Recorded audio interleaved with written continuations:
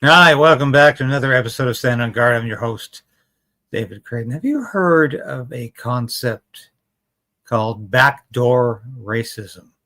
Well, I think it's a concept I'm going to describe for you, and I think it's a phrase I can coin because it's what the Liberal Party has been all about for many, many years. This is a party that pretends to be all for visible minorities, always defending women. And actually, it does neither. It throws its women candidates under the bus. It destroys its women MPs. And it doesn't even allow an Indo-Canadian woman to run for the leadership of the Liberal Party. You remember this? Just a couple of days ago, they fed Bob Fife, my old friend Bob Fife from the Globe and Mail, this incredibly stupid, noxious story that Ruby Dhalla, yes, Ruby Dhalla, who's running for the leadership of the Liberal Party, was being targeted by India. And she was a recipient somehow of Indian aid, assistance, to try to help her win the leadership of the Liberal Party so that wonderful Mark Carney couldn't take control and become prime minister. I have rarely heard a more ridiculous story than this. And it gets worse.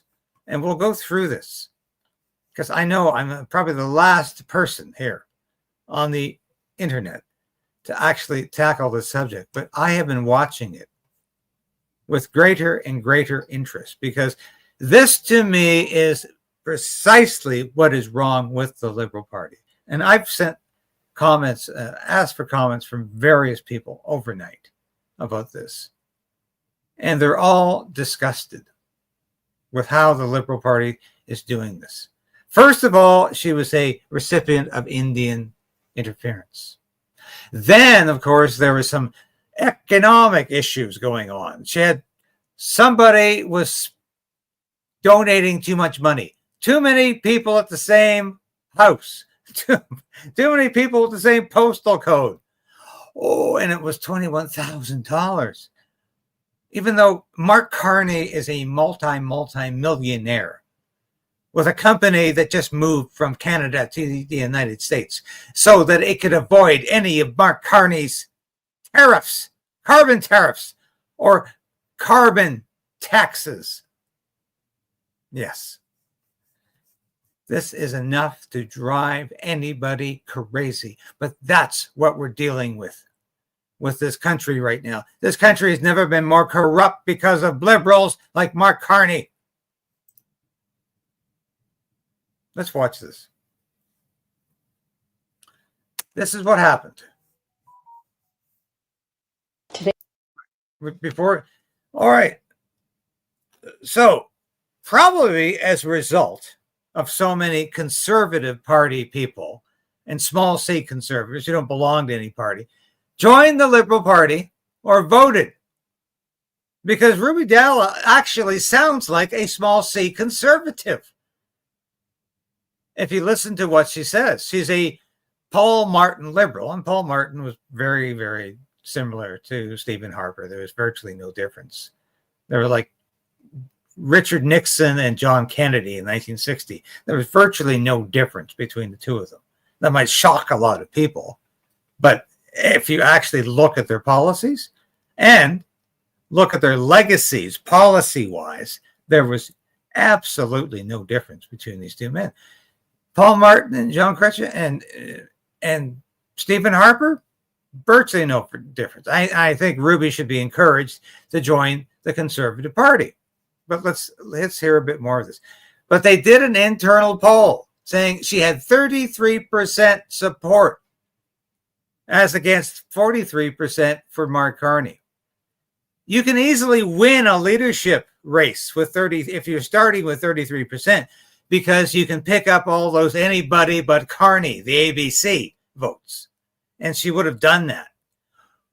Liberals couldn't allow that. No, we're not going to have some woman of color, some Indo-Canadian upsetting things for us. We're going to get rid of her. So first of all, they tried to say Indian interference.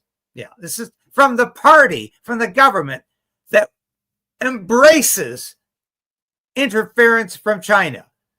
They imagine that there's a problem with Indian interference. Today has been a really emotional day after reading about these allegations. To all those that think that there may have been any foreign interference in my campaign, I want to make it very clear that there has been none. I am of Indian ethnicity. It doesn't make me any less Canadian than anyone else who may not have my skin color. These allegations are baseless, and I will never allow anyone to use my ethnicity, my heritage, my culture, and misconstrue that for foreign interference. I am in this race to make history as the first woman of color in Canada to become our nation's Prime Minister. I have entered this leadership race to bring our party back to the centre, and most importantly, to stand up for Canadians and fight for Canada. I look forward to seeing all of you in Montreal on Monday and Tuesday. Now, I have a lot of time for this woman. I was working on Parliament Hill when she was a member of Parliament, but I don't know her. I think I probably met her once at a reception. I don't care if she's Indo-Canadian or Sikh or Hindu. I don't care what her race and religion is. I care that she's a Canadian who is running in the leadership race against a son of a bitch named Mark Carney, who thinks he has this thing sewn up, that he has this leadership race already in the bag, and he doesn't even have to try. So here's somebody who does think she has to try. And I take my hat off to her for that. Because she's espousing policies that are much more commonsensical than those that Mark Carney is proposing. Mark Carney wants a carbon tariff that's going to remove half the companies in this country. He's crazy.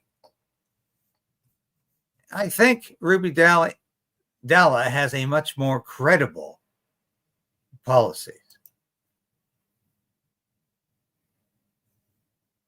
Canadian than anyone else who may not have my skin color. These allegations are baseless, and I will never allow anyone to use my ethnicity, my heritage, my culture, and misconstrue that for foreign interference. I am in this race to make history as the first woman of color in Canada to become our nation's Prime Minister. I have entered this leadership race to bring our party back to the centre, and most importantly, to stand up for Canadians and fight for Canada. I look forward to seeing all of you in Montreal on Monday and Tuesday.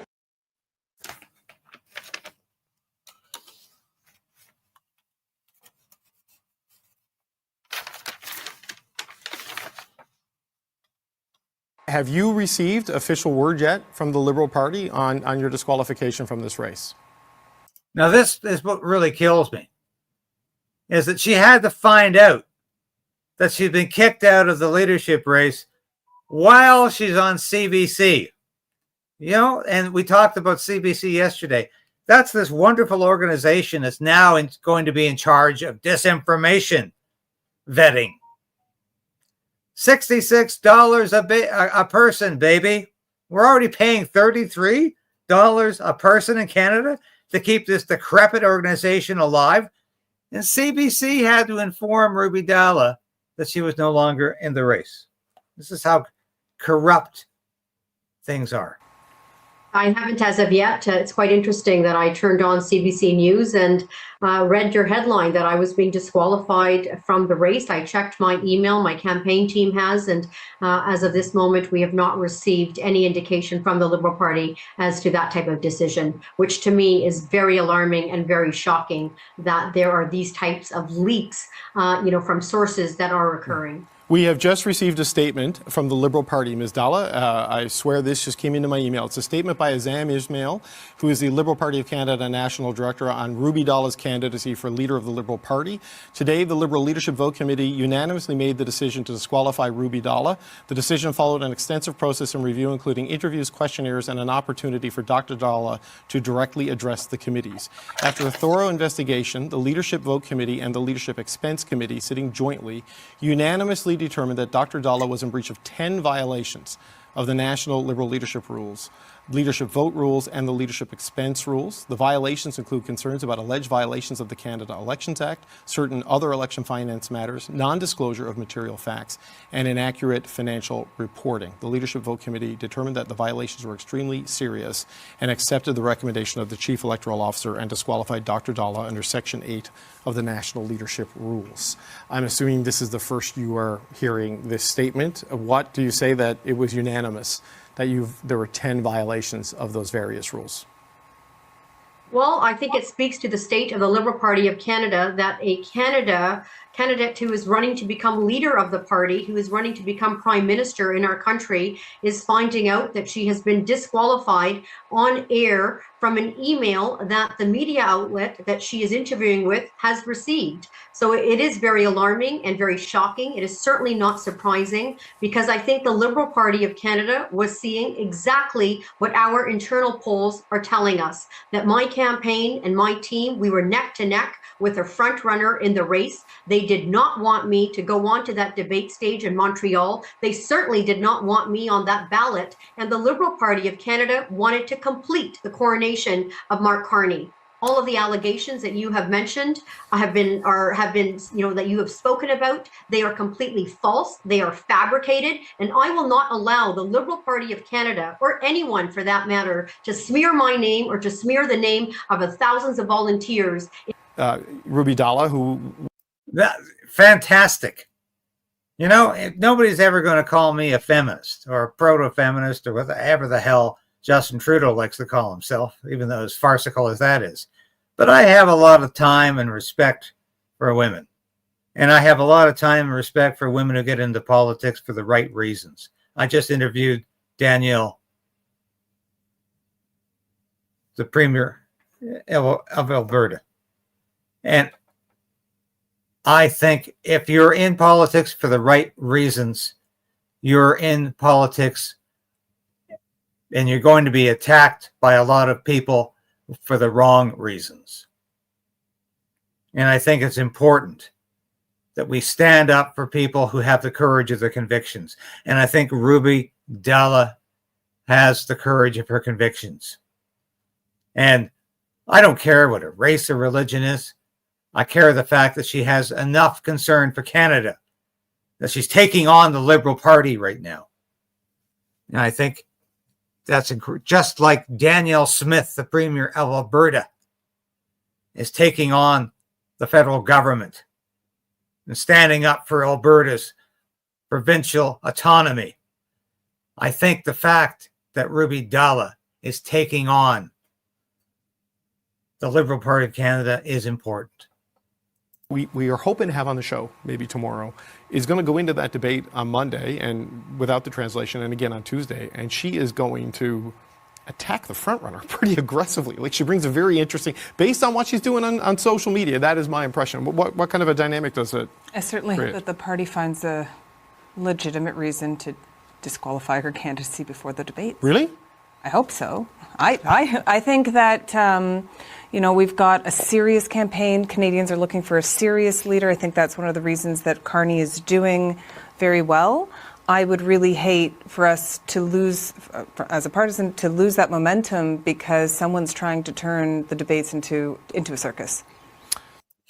F you. So you don't want her there because she's not serious like Mark Carney. Mark Carney is not serious. Mark Carney is Chauncey Gardiner. Mark Carney hasn't got a thought in his head that he doesn't have to read from the teleprompter. How goddamn ridiculous is this coming from this woman who suggests we don't need any debate, we don't need any discourse, we don't need any argument, we don't need any other ideas in the Liberal Party leadership race except mine. This is outrageous. That's a tough thing to do. I mean, they've already disqualified Chandra Arya, right?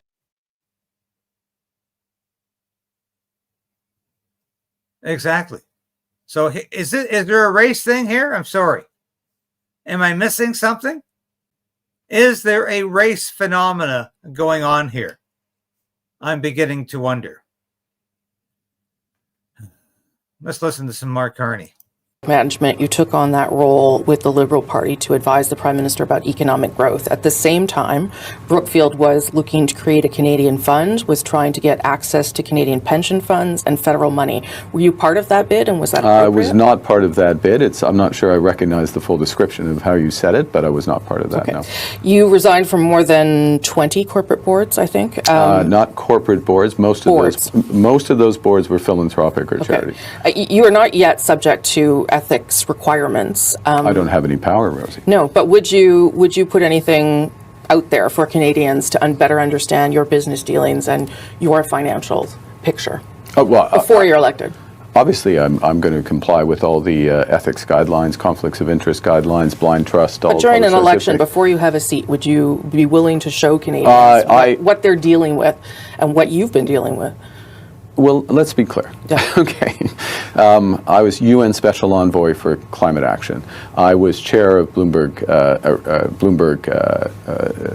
chair of Brookfield on a number of philanthropic boards and did a lot of charity and other work. So that's all disclosed in the public domain. I will immediately subject myself, if I am elected Liberal leader, of course I'm going to immediately subject myself to all the ethics guidelines, conflicts of interest guidelines, other guidelines in order to pursue. You've been part of, in all of these various jobs that you've had, in some pretty elite circles, royals, celebrities, world leaders. Do you feel like you, in that position, understand what Canadians are going through right now in terms of their cost of living? I think, yes. I mean, I understand that Canadians, the average income, household income in Canada is $70,000. There's been a huge increase in the price level over the course of the last 5 years. Groceries more expensive. Housing has outstripped the ability of most younger Canadians to save for deposits and get on the housing ladder. So I understand that. What the advantage of my experience as Governor of the Bank of Canada, working internationally, working with companies, et cetera, as an investor as well, is I know what to do about it. I know. You were chair of Brookfield Management. You took on that role In the price level in order to pursue. You've been part of, understand what Canadians are going through, right? He does not understand what Canadians are going through. $70,000 is what he made on dividends in his stocks. This guy is a fraud. He's a phony. This is the worst joke the Liberals could ever put up.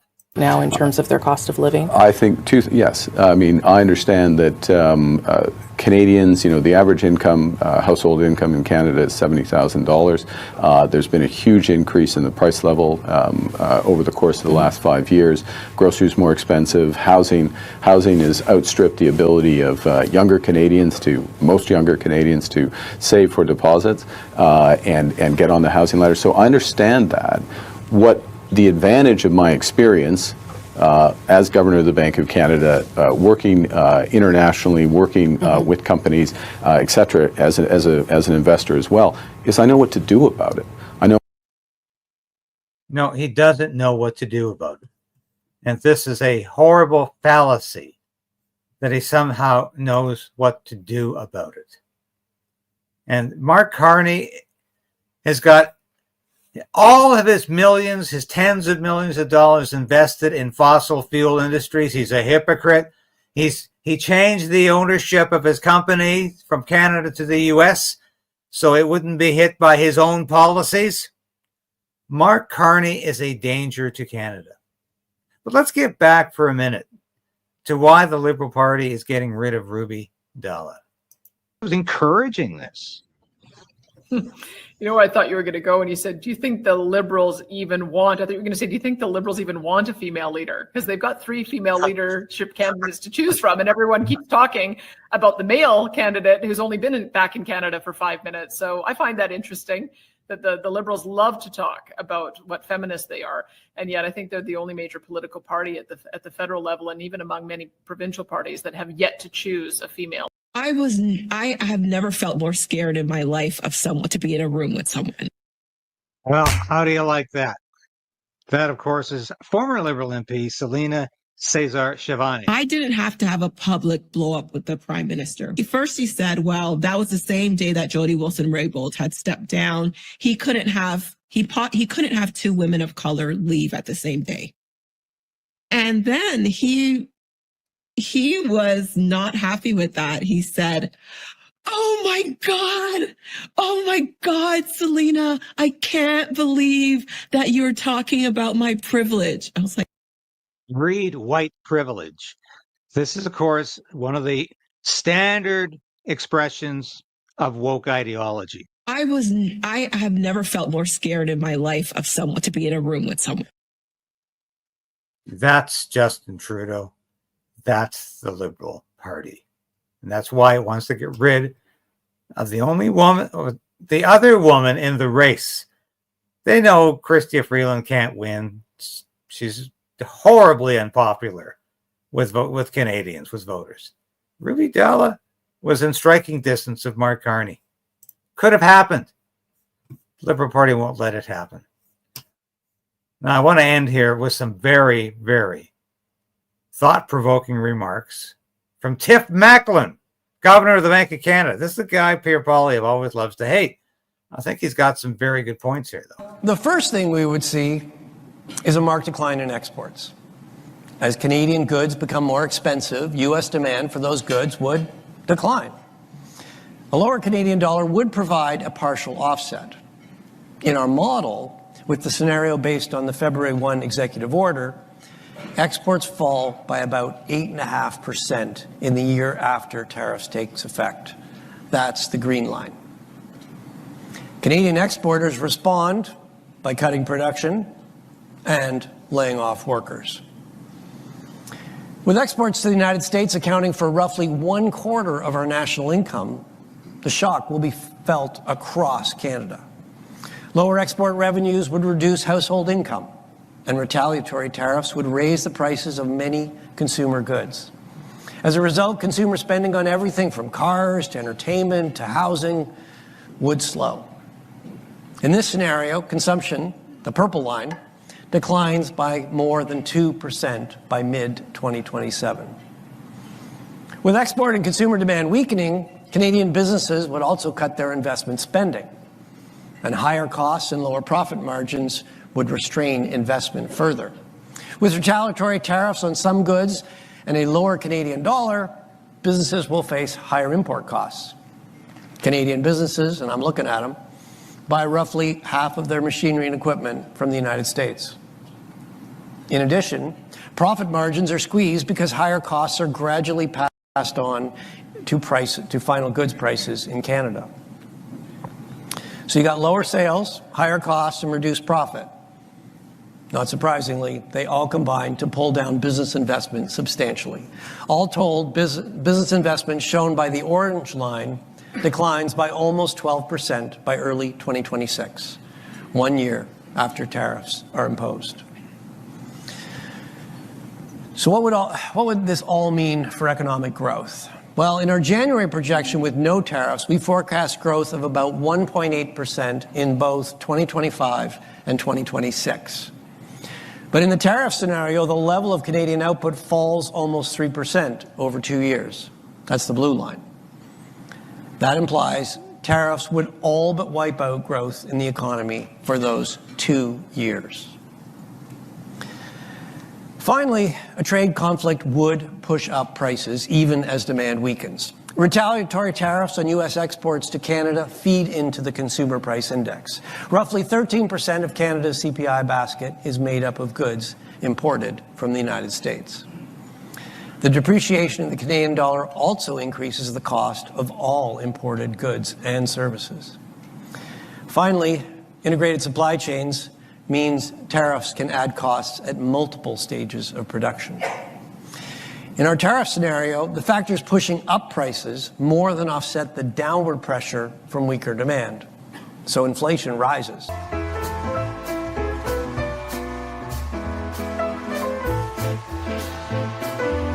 All right.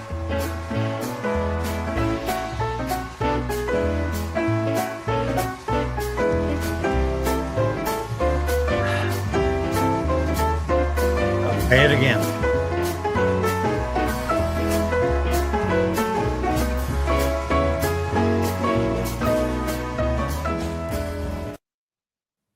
I understand I was on mute when I was talking about the Tiff Macklin expose about where we're going economically. I'll say it again. We need to keep trade moving. Protectionism was a key and integral factor in the creation of the Great Depression. And that's Great Depression with a capital G and a capital D. We don't want to go back to protectionism around the world. So, well, thank you, Pam Irwin. It's nice somebody is watching. But that's not where we want to go. We need to move forward. And protectionism is never moving forward. It's moving backwards. So I hope you enjoyed that little bit from Tiff Macklin. And here's some of your comments here we're showing. Yes. Please repeat what you said. Yes, I did. Well, I am not a protectionist. I'm a free trader. Protectionism created the Great Depression in a large degree. We need to not go back there. So thank you. Thank you for staying in to the very end here. Weird time today. We had some problems, but we're going to get over them. Continue to resolve, to resist, continue to fight tyranny, continue to be a citizen of this great country. It needs you. It needs us. And we need to keep fighting back. Thanks for watching today. I'll be back again tomorrow with all the news you need to know so we can continue to resolve the